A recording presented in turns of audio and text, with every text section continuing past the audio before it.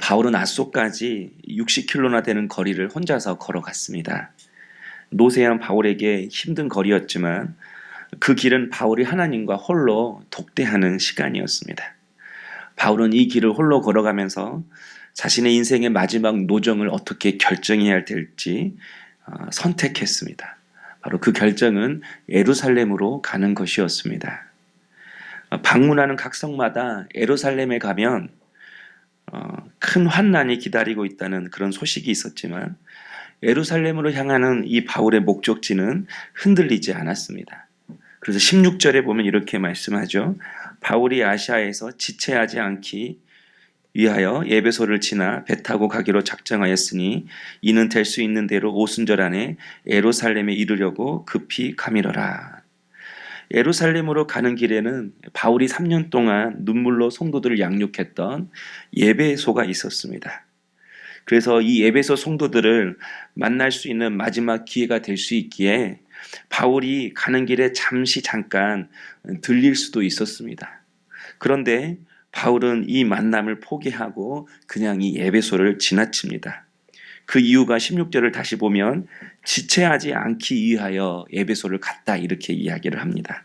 지체하지 않기 위하여.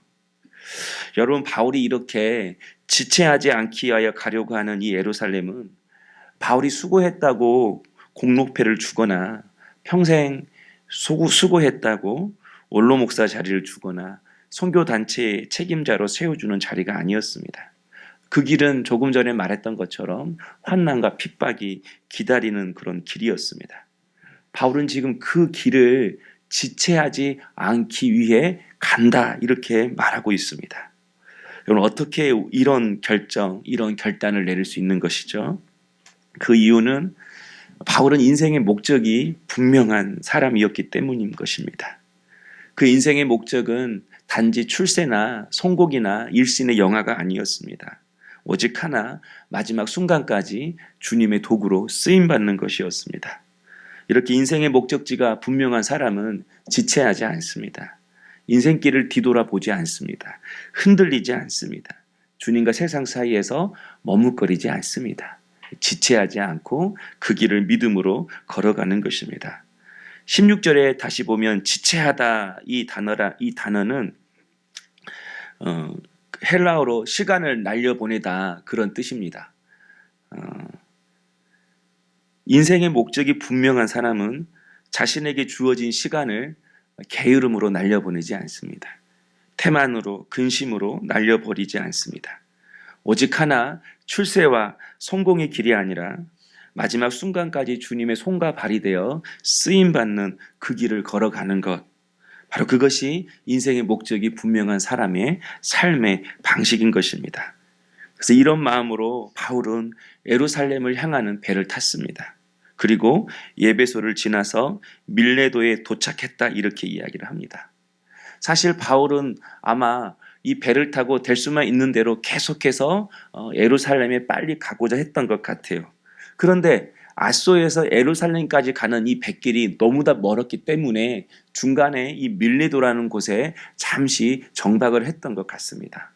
그런데 알고 보니까 이 빌레도와 에베소는 불과 거리가 50km밖에 되지 않는 그런 거리였습니다. 이렇게 보면 잠깐 이 밀레도에 정박한 것도 하나님의 섭리임을 알 수가 있습니다. 밀레도에서 에베소까지 거리가 50km밖에 되지 않기 때문에 바울은 생각한 거죠. 에베소 장로들을 초청해서 그들에게 마지막 인사를 할 수 있겠다.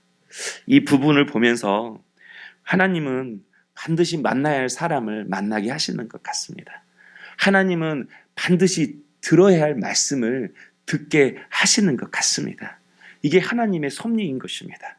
사람 때문에 내가 조마조마할 필요 없고 또 내가 앞이 보이지 않는다고 너무 두려워하거나 염려할 필요도 없습니다.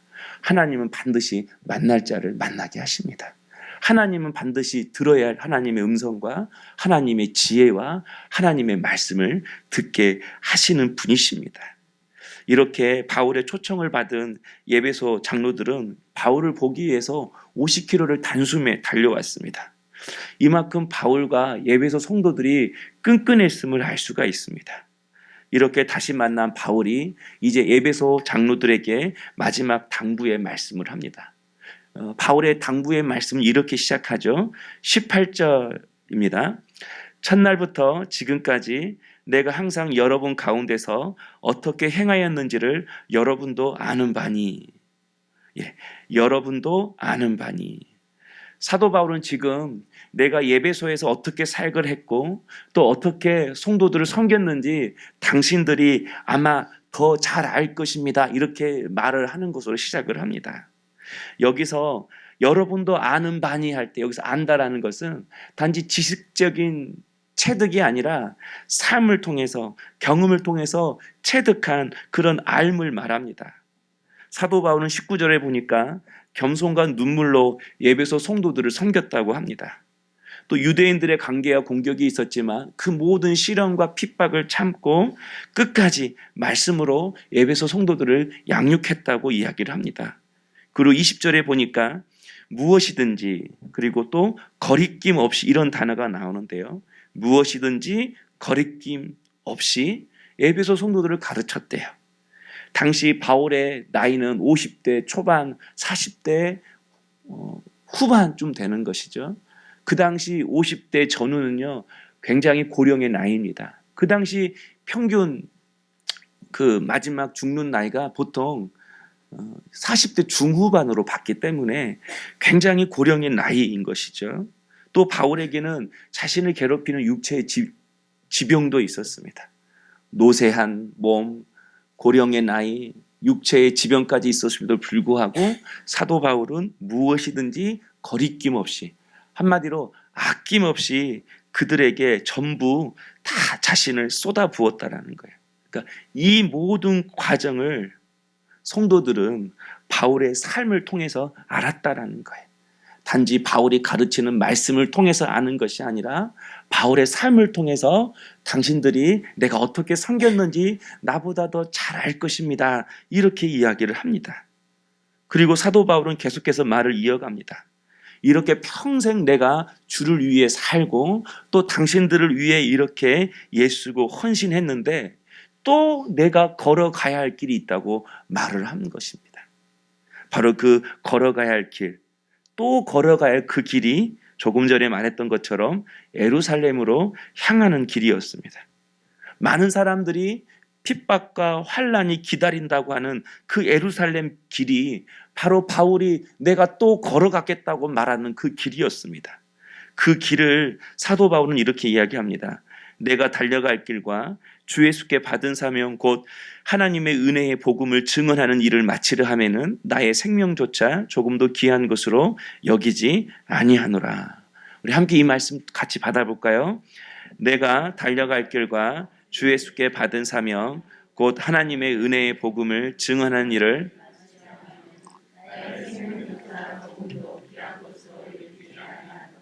아멘.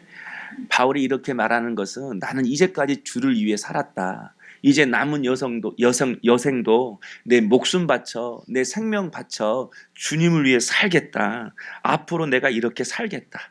자신의 과거와 자신의 미래의 계획에 대해서만 사도 바울이 이렇게 말하는 것이 아닙니다. 바울이 예수님께 받은 사명을 감당하기 위해서 나의 생명조차 귀한 것으로 여기지 않겠다라고 말하는 이 결단은 자신의 계획만을 말하는 것이 아니라 또 한 가지는 에베소 성도들을 위해서 하는 말씀이기도 합니다. 지금 에베소 성도들이 살고 있는 에베소는 그 소아시아 반도에서 가장 큰 도시입니다. 그래서 교통의 요충지이고 상업의 요충지입니다. 그만큼 잘 사는 도시였다라는 거예요. 또 거기에는 아데미 신전이 있었습니다. 수많은 사람들이 그 아데미 신전에서 우상을 섬기기 위해서 찾아옵니다. 그러니까 에베소는 한마디로 만몬과 쾌락과 향락과 우상의 도시인 것입니다. 그런 도시 속에서 갓 신앙을 가진 에베소 성도들이 믿음을 가지고 살아간다라는 것은 마치 바울이 환난과 핍박이 기다린다고 하는 그 예루살렘으로 들어가는 것과 똑같다라는 것입니다. 예루살렘으로 들어가면 핍박과 환난이 있지만 그 핍박과 환난을 당하는 것과 에베소 성도들이 이제 막 가지기 시작한 그 믿음을 가지고 이 유혹과 시험이 많은 이 에베소에서 신앙생활을 한다는 것과 별반 다를 것이 없다라는 것입니다. 그러니까 사도 바울은 내가 예루살렘으로 들어가는 것이 만만치 않지만 나는 이 길을 생명 걸고 들어가려고 합니다. 내가 이렇게 주를 위해서 생명 걸고 예루살렘으로 들어가는 것처럼 우리 예배소 성도님들도 내가 걸어가는 이 길과 당신들이 예배소에서 그 유혹과 시험 속에서 살아가는 것이 별반 다르지 않기 때문에 이 믿음을 포기하지 말고 담대히 나처럼 이 믿음의 길을 걸어가십시오. 그 말을 하기 위해서 나의 달려갈 길과 주 예수께 받은 사명, 은혜의 복음을 증언하는 일에는 나의 생명을 조금도 귀한 것으로 여기지 아니하노라. 이렇게 말씀하고 있는 것입니다. 이 말씀의 의미를 알겠죠? 내가 예배소에서 고난을 참으며 눈물로서 주님의 사명을 감당했던 것처럼 예배소 성도님들도 어떤 어려움이 와도 눈물을 흘리는 일이 있다 할지라도 참고 견디며 사명을 감당하라는 것입니다. 내가 핍박이 기다린 예루살렘을 향하여 담대히 들어가는 것처럼 믿음의 길이 좁고 험할지라도 그 길이 주님이 원하시는 길이기에 생명을 걸고 담대히 그 길을 걸어가라고 당부하고 있는 것입니다.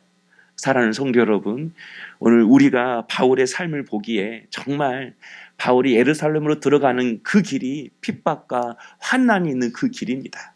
그러나 이 말씀을 통해서 우리에게 말씀하시는 것은 또한 우리가 이 땅에 살아가는 것 또한 사도 바울이 예루살렘 들어가는 것과 별반 다를 것이 없는 삶이라는 것입니다. 우리의 삶의 현장은 여전히 유혹이 있고 시험이 있고 고난이 있고 핍박이 있고 내가 알지 못하는 내 인생의 미래가 있습니다. 여러분, 그렇다 할지라도 사도 바울이 이 생명 걸고 들어갔던 것처럼 우리 성도님들도 이 믿음의 길을 주님 의지하면서 걸어갈 수 있기를 소망합니다. 여러분의 삶의 현장에서 믿음을 잃지 말고 주님이 주신 은혜와 그 생명을 가지고 여러분의 삶을 주님의 은혜로 주님의 복음으로 변화시키며 나갈 수 있는 우리 복된 성도님 될 수 있기를 주의 이름으로 축원합니다. 이렇게 사도 바울은 나처럼 나와 같이 예루살렘으로 믿음 가지고 걸어가는 것처럼 나와 같이 당신들도 믿음으로 걸어가십시오. 이렇게 말할 정도로 사도 바울의 삶은 그들에게 있어서 믿음의 교과서와 같은 삶이었습니다. 고린도전서 11장 1절에 내가 그리스도를 본받는 자가 된 것 같이 너희는 나를 본받는 자가 되라라고 말씀합니다. 먼저 여러분, 바울이 내가 그리스도를 본받는 자가 된 것 같이 이렇게 이야기합니다. 여러분, 사도 바울은 주님이 가르쳐 주신 그 말씀을 머리로 단지 알기만 원하지 않았습니다. 사도 바울은 주님을 본받기를 원했습니다. 주님처럼 살고자 했습니다. 그러자 주님은 바울의 삶을 믿음의 교과서로 사용하셨습니다. 바울의 삶 속에서 우리 주님은 역사하셔서 그리고 바울의 믿음을 빚으셔서 오늘 우리가 바울의 삶을 보고 어떻게 믿음으로 살아가야 할지, 바울의 삶을 보고 어떻게 우리에게 주어진 사명을 감당해야 할지 사도 바울을 믿음의 교과서로 사용하시고 그의 삶을 그렇게 빚어 주었습니다. 사도 바울이 살았던 당시에는 자신이 예루살렘 교회의 추천서를 받은 교사라고 하면서 교회에 들려서 자신의 영향력을 행사하려고 하는 많은 교사들이 있었습니다. 나는 예루살렘에서 이런 과정을 밟았어. 나는 예루살렘에서 이런 직분을 받았어. 나는 예루살렘에서 모든 훈련 과정을 다 통과했어. 그래서 예루살렘에서 인정해준 교사 추천서 그 직인을 받아서 가지고 다니면서 이 교회 저 교회에 들리면서 자신의 영향력을 행사하는 그런 교사들이 많이 있었습니다. 그리고 그들이 그렇게 영향력을 행사할 때마다 사도 바울은 이런 추천사가 없다고 하면서 그는 예수님의 제자도 아니라고 하면서 바울의 권위를 깎아내리고 바울을 비하했습니다. 지방대를 나왔고 유학도 다녀오지 않았고 박사학위도 없다라는 것입니다. 그러나 여러분, 바울은 이 종이에 쓰인 추천사가 필요하지 않았습니다. 사람이 써준 추천사가 바울에게는 필요하지 않았습니다. 고린도 후서 3장 3절에 보니까 이는 먹으로 쓴 것이 아니요 오직 살아계신 하나님의 영으로 쓴 것이며 또 돌판에 쓴 것이 아니요 오직 육의 마음판에 쓴 것이라. 이 말은 교사들이 교회에 들리면서 나는 예루살렘 교회에서 추천서를 받은 정식적인 교사다라고 자랑하면서 바울을 비하했을 때 사도 바울이 이렇게 이야기를 하는 거예요. 사람들은 사람이 써준 추천서가 있지만 나는 여러분 마음속에 성령께서 이 사람이 내가 보낸 사람이다. 이 사람이 너희를 세우라고 내가 보낸 종이다라고 성령께서 각 사람 심령 속에 써주셨다라는 거예요. 그 각 사람 안에 있는 그 성령께서 각 사람 심령마다 사도 바울이 하나님이 보내신 종이라고 알게 하시고 깨닫게 하셨다라는 거예요. 사랑하는 성도 여러분, 명함에 가득 경력이 쓰여 있다고 해서 하나님이 인정하는 것이 아닙니다. 세상 이력서에 학력과 자격증이 많다고 빼곡히 쓴다 할지라도 그 이력서를 보고 하나님이 인정하는 것이 아닙니다. 내가 많은 능력을 가졌다 할지라도 또 그 능력으로 귀신을 쫓아낸다고 할지라도 우리 주님은 내가 너를 모른다 이렇게 말씀하셨습니다. 하나님께서 보시는 이력서는 종이에 쓰여진 경력이나 학력이 아니라 명함에 가득한 그 인생의 경력이 아니라 우리의 삶이 이력서라고 말씀하십니다. 믿음으로 살아간 우리의 삶이 이력서라고 말씀하시고 믿음으로 살아가는 이 우리의 삶이 하나님이 우리에게 써주시는 추천사라는 거예요. 그러니까 믿음으로 우리의 삶을 살아간 자를 하나님은 추천해서 그를 하나님 나라의 일꾼으로 쓰신다라는 거예요. 그 사람을 쓰실 때에 각 사람 심령 속에 성령이 역사하셔서 저 사람이 내가 사랑하는 자야, 저 사람이 내가 붙드는 종이야, 저 사람이 보낸 나의 종이야 라고 말씀해 주신다라는 거예요. 그러니까 바울은 하나님이 인정하시는 종이라는 것이죠. 사랑하는 성도 여러분, 저도 여러분이 이렇게 믿음으로 여러분의 삶의 이력서를 써갈 수 있기를 주의 이름으로 축원합니다. 여러분의 믿음의 삶을 보시고 하나님은 여러분을 추천하시는 거예요. 여러분을 드러내시는 거예요. 여러분을 쓰시는 것입니다. 젊은 날 바울의 이력서는 정말 화려했습니다. 베냐민 지파에 그는 8일 만에 할례를 받은 정통 유대인이었습니다. 그는 그 당시 위대한 가말리엘 교사 학자의 제자였습니다. 또 로마 시민권을 보호하고 있었고 당시 6천 명밖에 되지 않는 바리새인 중에 바리새인이었습니다. 여러분 이 정도의 이력이라면 여러분 그는 유대교 내에서 출세가 보장된 그런 사람이었습니다.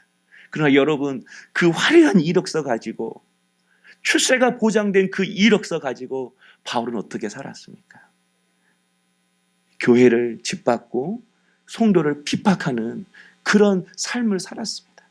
그가 화려한 이력서 가지고 써내려간 자신의 삶에 대해서 나는 회방자요, 핍박자요, 포행자였다라고 이야기를 하는 것입니다. 여러분 세상의 화려한 이력서는 우리가 하나님 앞에 단지 마음을 아프게 하는 삶을 살아가는 것입니다. 그러나 그가 부활의 예수님을 만난 뒤로 그는 하나님이 기뻐하시는 삶으로 그는 믿음으로 자신의 삶의 이력서를 써내려가기 시작했습니다. 그리고 그의 이력서는 종이에 써진 것이 아니지만 하나님은 그의 삶을 이 성경에다가 낱낱이 기록해서 우리에게 믿음의 교과서로 사용하셨습니다. 사랑하는 성도 여러분, 저도 여러분이 이 바울처럼 여러분의 삶 속에서 믿음의 교과서가 되기를 원합니다. 누군가에게 여러분의 믿음의 본을 보여주는 우리 복된 성도님 될 수 있기를 주의 이름으로 축원합니다. 세상 사람들이 보는 그런 삶을 써내려가는 인생이 아니라 정말 하나님이 보시는, 하나님이 기뻐하시는, 하나님이 좋아하시는 그런 믿음의 삶으로 우리 인생의 이력서를 써내려가는 우리 주의 종들 될 수 있기를 소망합니다. 오늘 우리에게도 바울이 예루살렘에 들어가면 환난과 핍박이 있다고 말하는 것처럼 우리에게도 지금 여러 가지 시험과 어려움과 유혹들이 있잖아요. 그래서 세상은 이 사회를 헬 조선이라고 합니다. 지옥 같은 조선, 소망 없는 사회, 희망 없는 사회. 대한민국을 뭐라고 그러죠? 망한 민국, 이렇게 이야기를 합니다. 연애, 출산, 결혼을 포기했다고 3포세다라고 하고, 거기에 인간관계, 집도 포기했다고 5포세다라 하고, 또 지금은 꿈도 소망도 포기한 7포세다라고 합니다. 그러나 여러분, 정말입니까? 정말 그렇습니까? 정말 망한 민국입니까? 정말 3포세대입니까? 정말 헬 조선입니까?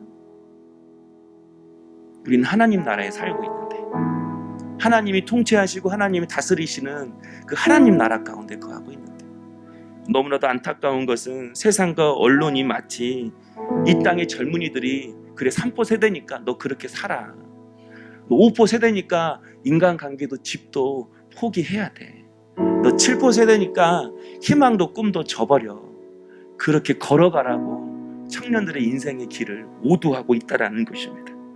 그러나 여러분, 우리에게 소망이 있는 이유는, 우리나라가 희망 민국인 이유는 하나님이 계시기 때문에 그렇습니다.